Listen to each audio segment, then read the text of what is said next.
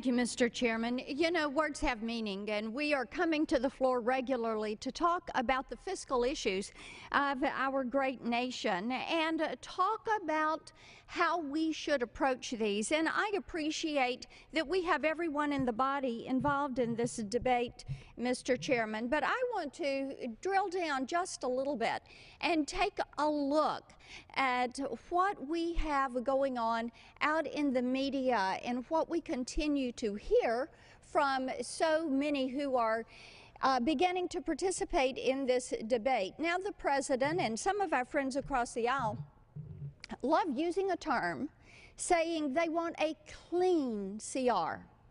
A clean CR. Now, that sounds really nice. For them, they feel as if it implies that what we want is a dirty or an unclean or an evil CR. And I find their choice of words so very interesting, Mr. Chairman. What we want is an accountable CR, because when they're saying they want a clean CR, I would encourage my colleagues to realize what they're wanting is the no obligation loan. They want no strings attached. Clean CR means give us the money, but don't you dare expect us to be accountable for that money. So words have meaning. So when you hear that, when our colleagues hear that, I would encourage them to just realize what they're really telling you is they don't want the accountability. They don't want the transparency. They do not want the responsibility. Or as we would say when I was in the state Senate in Tennessee, they don't want outcome-based budgeting. They just want to be able to spend what they can spend. What we continue to push for is accountability, transparency, being responsible to the taxpayer and being responsible to future generations.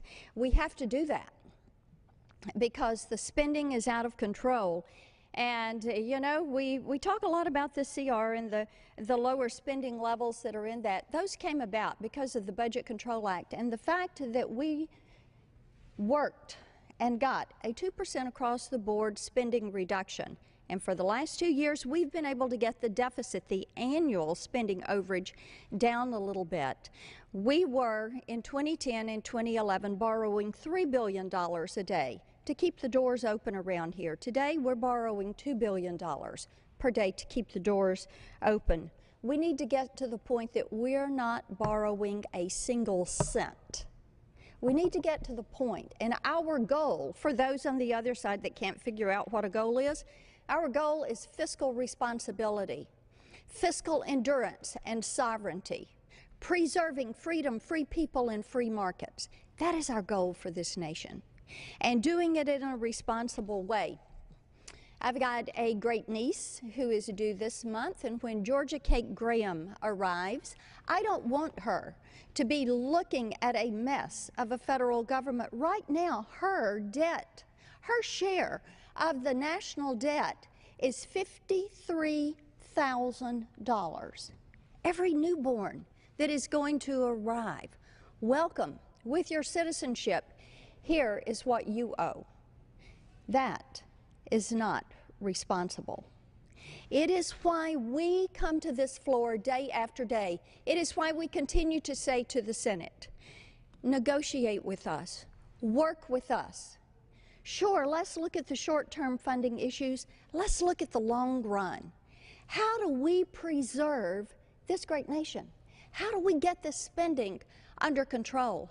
And I would offer, Mr. Chairman, we don't do it by going out and borrowing $2 billion a day. We don't do it by having the Fed monetize $75 billion worth of debt each and every month.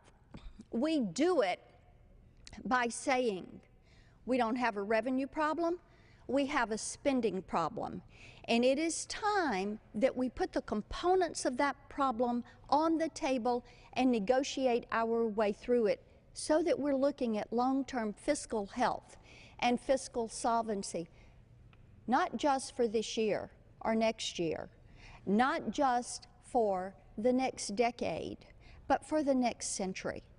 put our focus on how we return to certainty, how we return to predictability with our federal regulatory agencies and our tax code. The time to tackle the problem is now. I yield back.